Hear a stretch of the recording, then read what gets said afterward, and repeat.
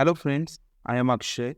In the today's video, we will show you how to write square symbol or we can say superscript in MS Word.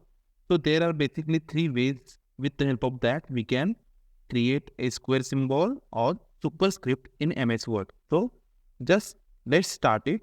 So first type is here we write the A, that the base value, and suppose we write a square symbol. We wanted a square symbol. So write 2 here.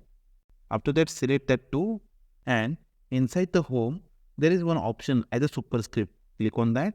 So here we can get a raised to 2. So for that, go to insert, click on equations. In the script, here we have one superscript. So click on that and in the base value, here we have to write your base value. Suppose I am writing a here and in the superscript, I am writing 2. So here A is in italic. So I am selecting A, go to home and remove italic sign. So this is the second way. And third way is here we are writing A and 2.